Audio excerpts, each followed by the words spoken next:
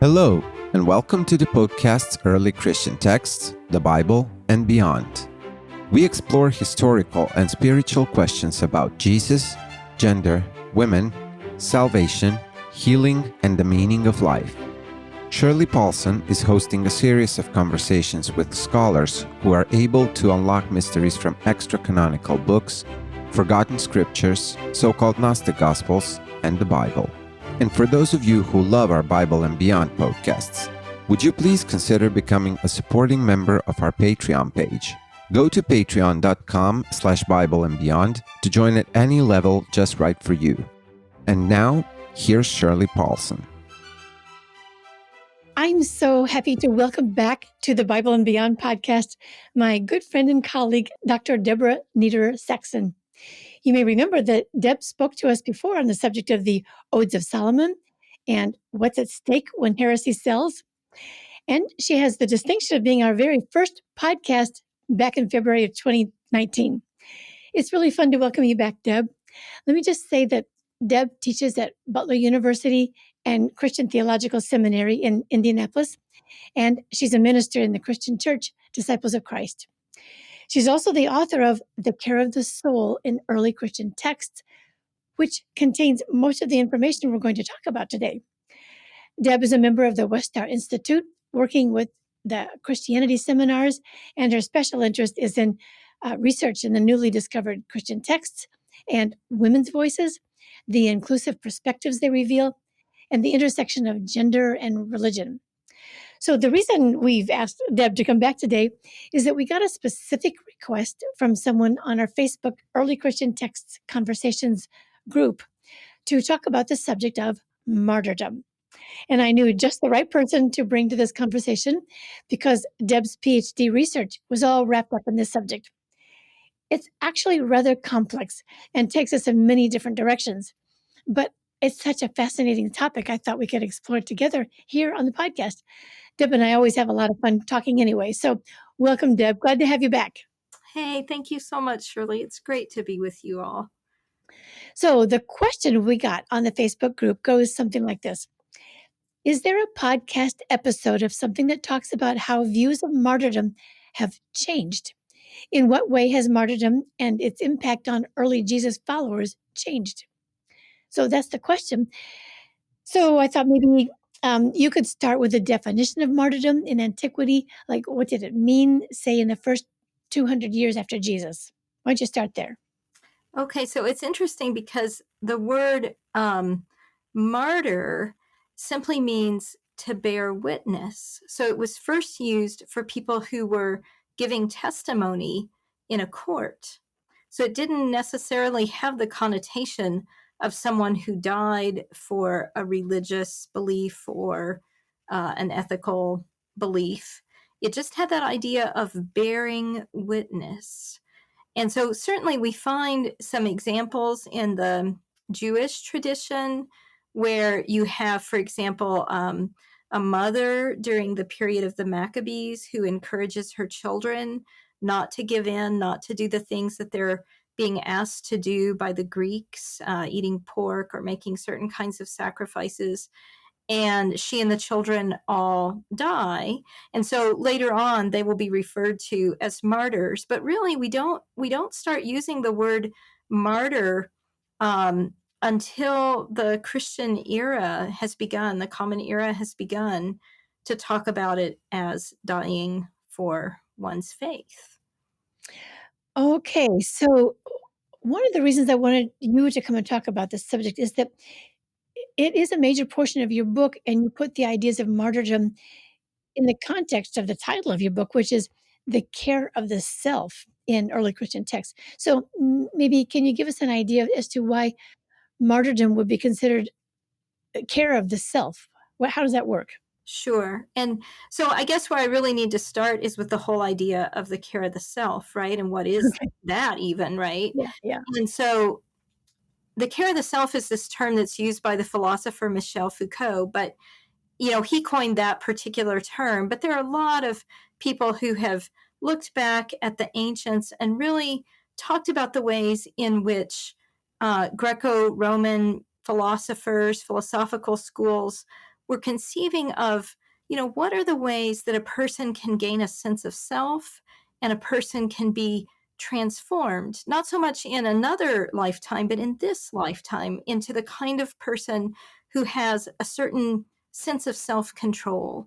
And so they would use these terms like freedom from the passions being thought of negatively as anger or fear or jealousy or those kinds of things, right?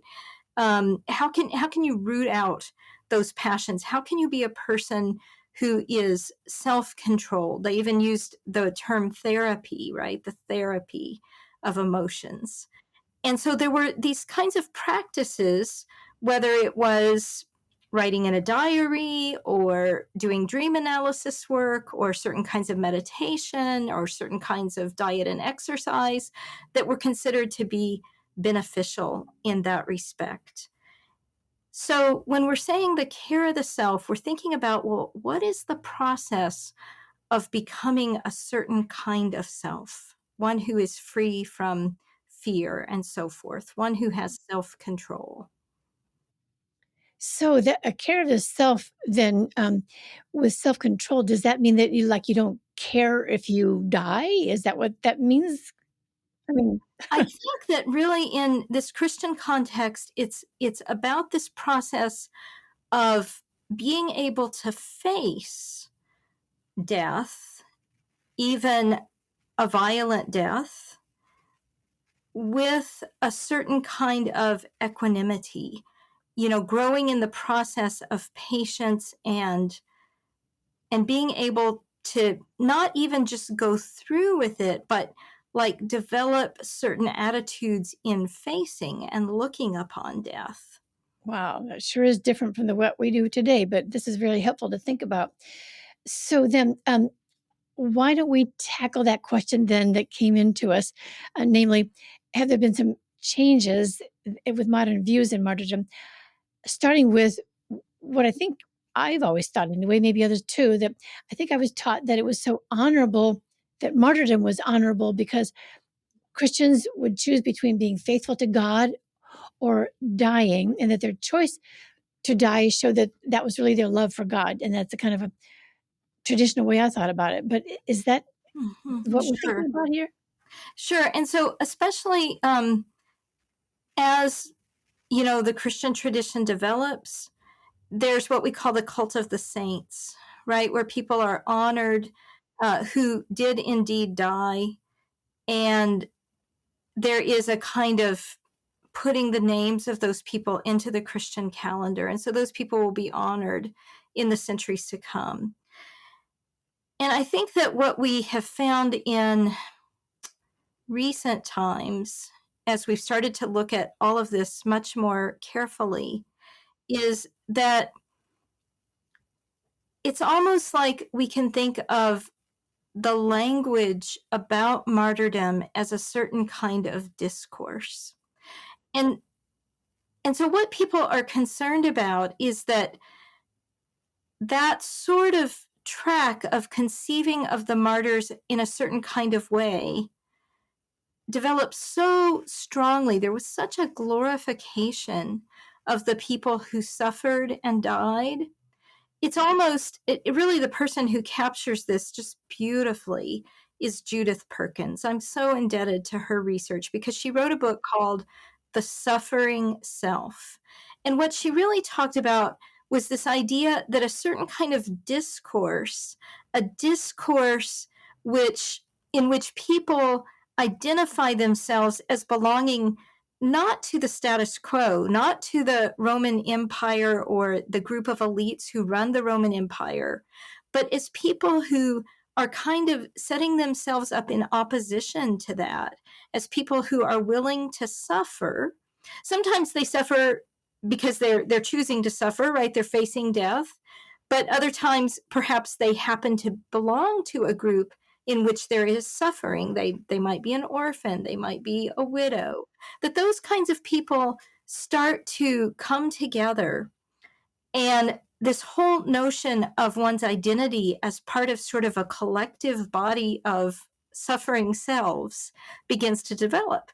But of course, interestingly, what the end result of that is in the 4th century is that group becomes dominant, right? They become the ones who take over the Roman Empire, who come to have power in the Roman Empire. So it's kind of ironic, right? Because there's definitely this move to define themselves over and against the powers that be as part of a group that has an allegiance to someone different, to the way of Jesus.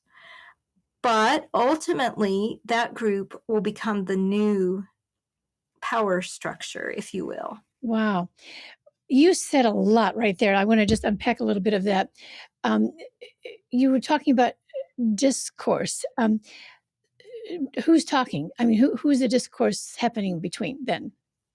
So people are contributing to that in different ways, but all the different things that are being said by these early followers of Jesus. And the thing is, they're not necessarily all saying the same thing. I mean, I think what's really come to the fore for us in the last couple of 100 years is that there are a spectrum of viewpoints about how to relate to Jesus and how to what's important about his teachings, about his life, his death, his resurrection.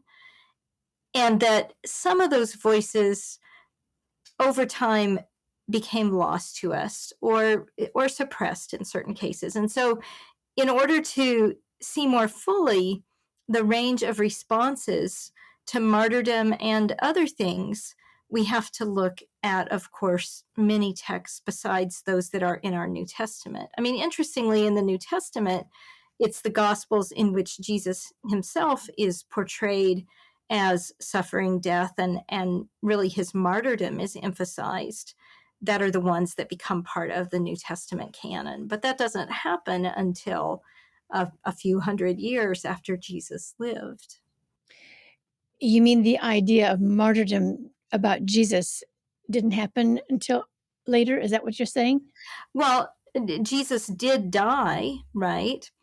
But the kind of emphasis on his death, as opposed to perhaps other texts in which the death simply isn't mentioned or isn't the thing that is emphasized the most, as it is in our New Testament Gospels. It's not that I don't think anyone would have said Jesus, didn't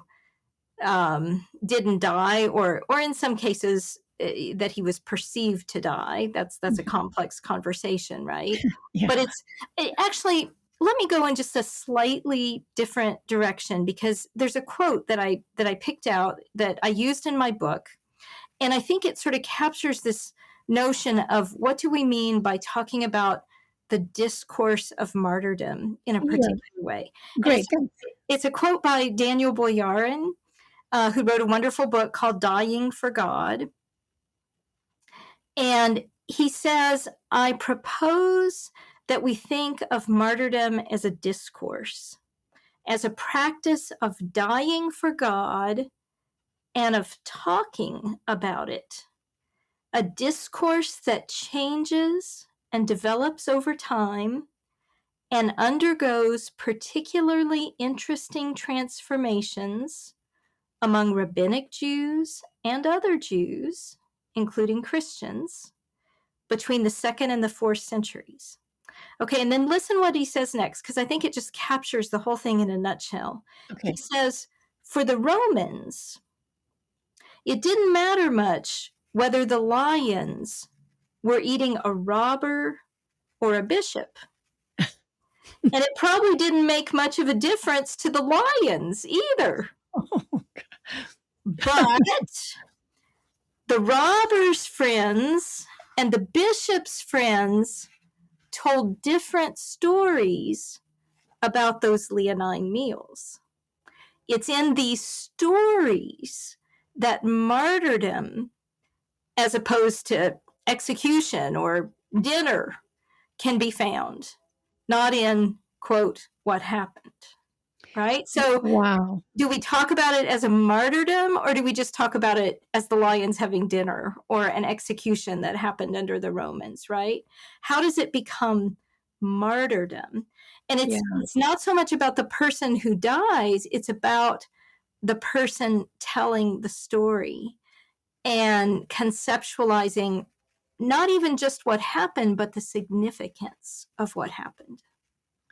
That's so helpful. So it seems like you're switching the emphasis of the discourse from thinking about the person who chose or not chose, to die, to the way people thought about it, Mm-hmm. or the observers of it, if you will. So Yeah. yeah, you're right. That's a very helpful quote.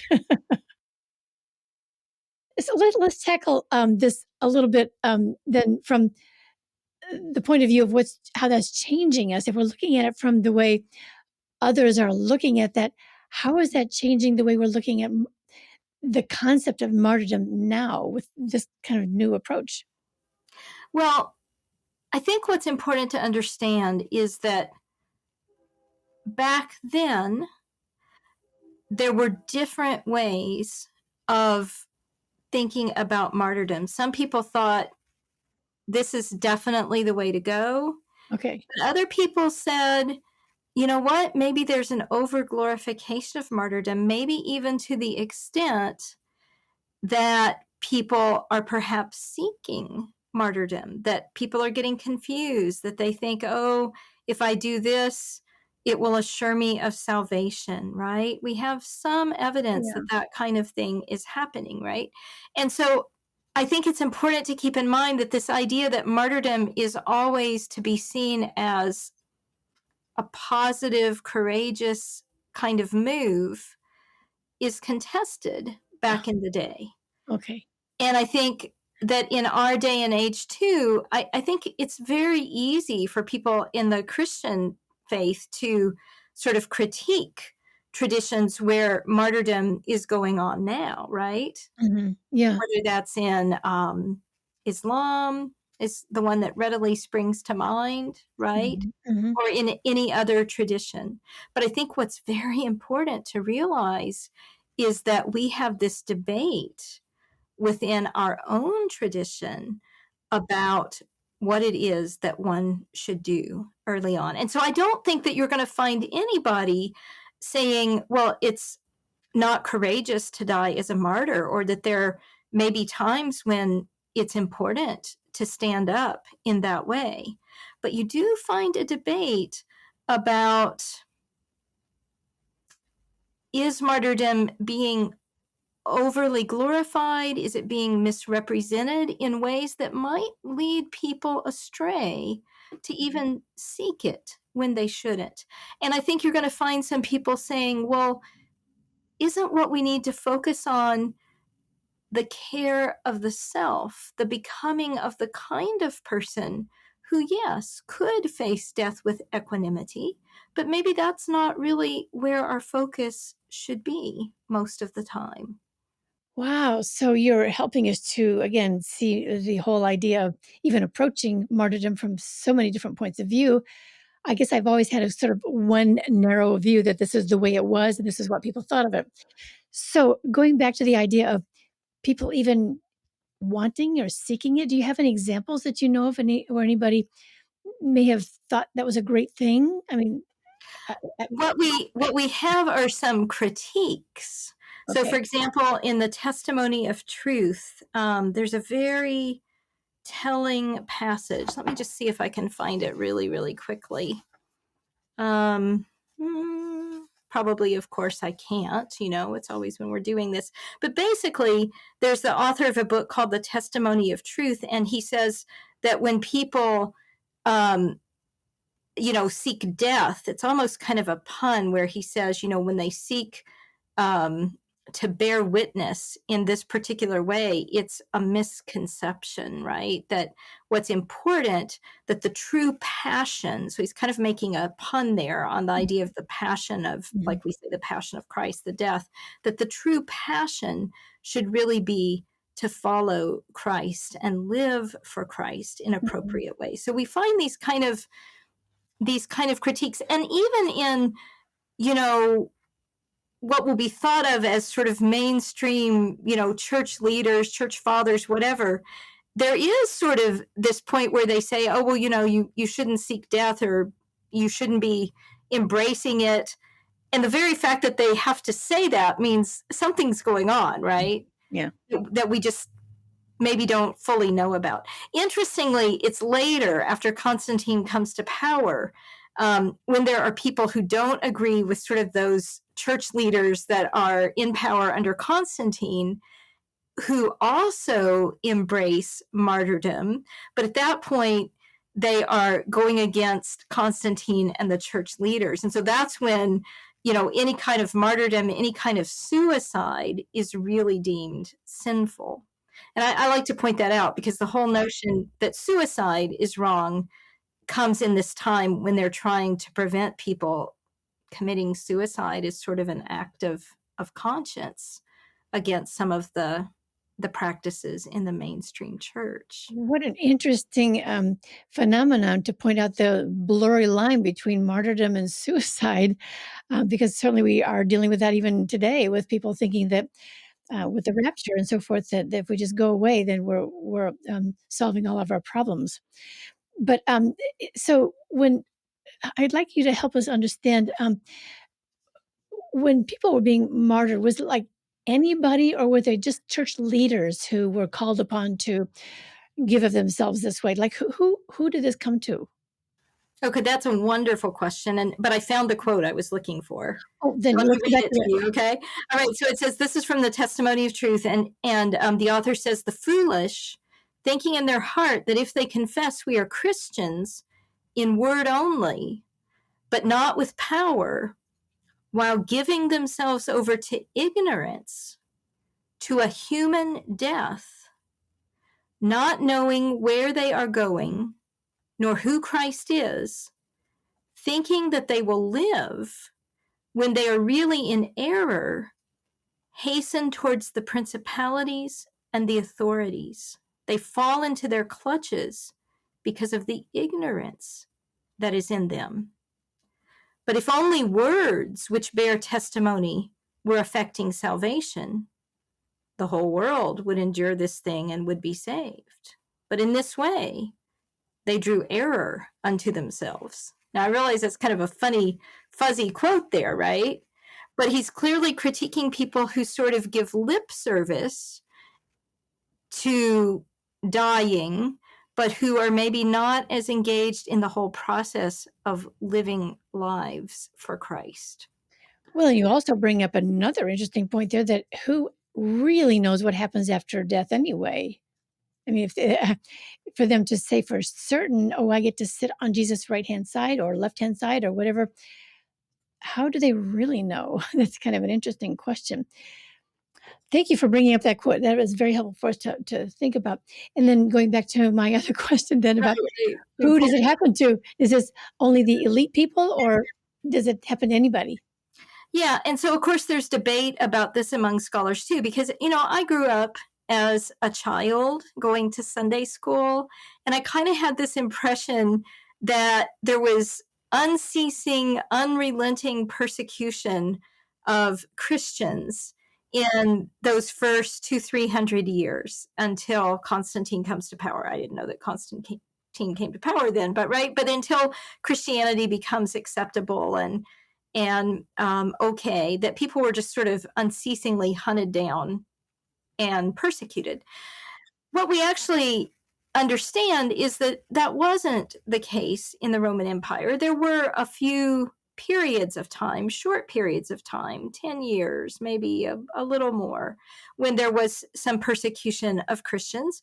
But then often the Romans had a policy of allowing people to practice whatever religion they happened to belong to. The crux of the matter came to when people's belief, or if people's belief sort of rubbed up against not doing the things that the Romans considered essential to keeping law and order, which included some veneration of the Roman emperor.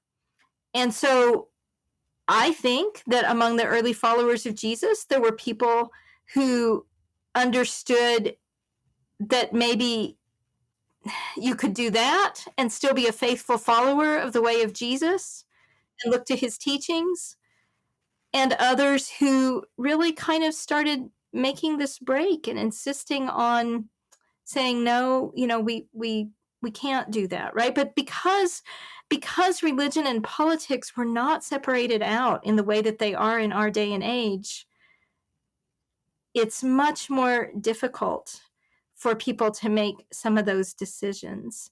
And I do think it's very important to keep in mind that it's not that the Romans just hunted everybody down and relentlessly persecuted them. So in effect, what Perkins is saying makes more sense in that context, because what she's really saying is that the followers of Jesus eventually want to form a collective body that stands as an alternative to the power of Rome. And so eventually power is coming to coalesce in certain ways that will actually prove to be troublesome when Christianity sort of gains official status. And there's this saying that the persecuted society became the persecuting society. It was actually the name of a book, a well-known book. Mm. Yeah, so you're bringing up again more of the nuances of what martyrdom actually meant to the people at the time. I'm interested in your point that it seems like, or at least what you're saying that Judith Perkins is saying, that martyrdom even had to do with, or even suffering had to do with the identity of Christianity. Did that spill over to a larger picture of identity of Christianity, or is that just a little wing of it? Or how did that work? That's kind of Let me give you one specific example that I think kind of is a great example. So there's a young woman named Perpetua who's living right around the year 200. And Shirley, I know that you know her story very, very well. You've told it, very well yourself. But it's very interesting because Perpetua is put into prison along with some others who say, basically, I am Christian. And what's so interesting is that Perpetua has a father who comes and begs her to renounce her word and says, if you don't renounce what you're saying, you're even the mother of a young child. You should come back. You should be part of the family.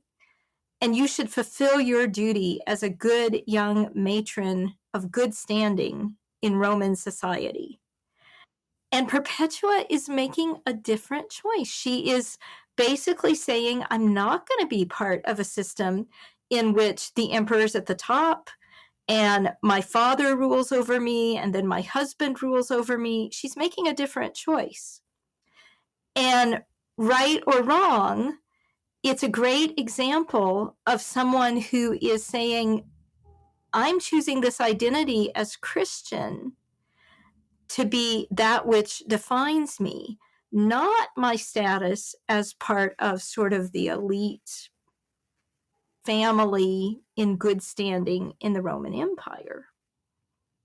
My goodness. So, yes, I do know the story of Perpetua, but what's interesting to me here is that it seems like you're showing us such a huge diversity of thought going on, that you're saying that there were those who thought you should not glorify it, but then there are those who think that this is a way out or a rebellion against Rome itself.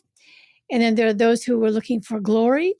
And so, like, there's a huge variety of ways of thinking about that. Do you think that they were even conscious of that kind of argument then, or was that something now later we're looking back and saying that? I mean, what's the difference between then and now in terms of the way they're looking at all these diverse ways? Well, I think that the constant was that the rule of the Roman Empire was harsh and it was cruel. There were only a very few people who were part of that privileged elite.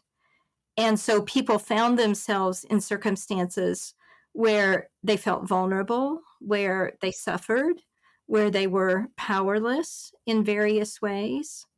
And I think that there is somewhat of a correlation. I mean, we don't live in the Roman Empire, right?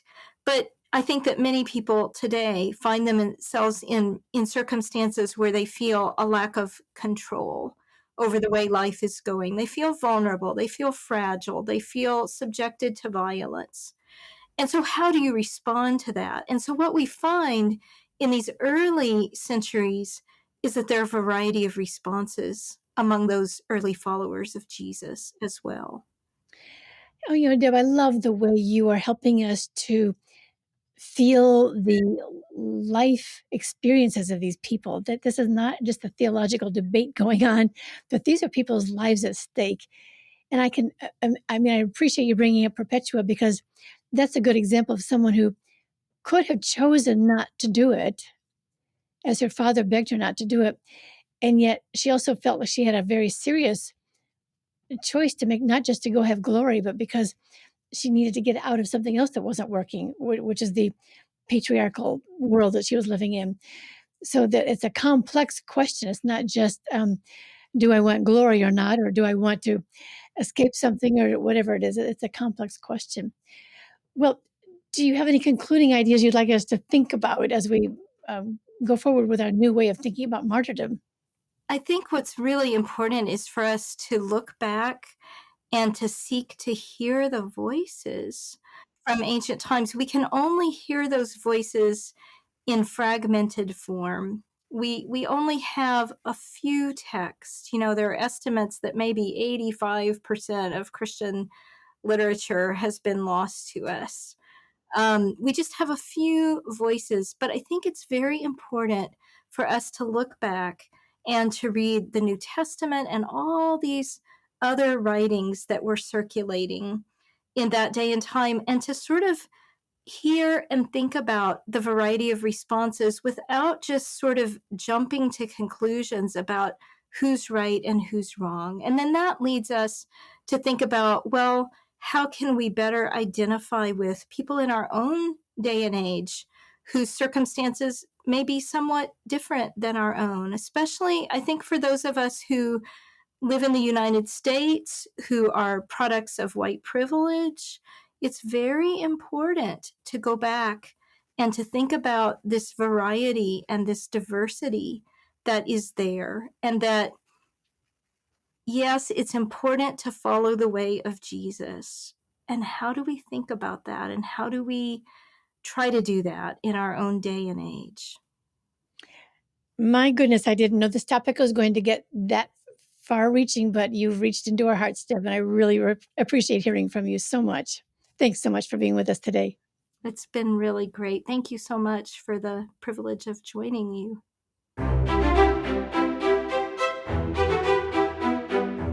Thank you, listeners, for being with us today. Be sure to check out the details from this episode from the show notes on the website earlychristiantexts.com, or just come browse around on the website to find all the other resources provided for you there. Also, we ask for your support to keep producing these podcast interviews. Please consider becoming a supporting member of our Patreon page at patreon.com/BibleandBeyond. And we love hearing from you on the Facebook page at Early Christian Texts or Twitter at EarlyXIAN Texts. Be sure to come back next month for our next episode on Early Christian Texts, the Bible, and Beyond.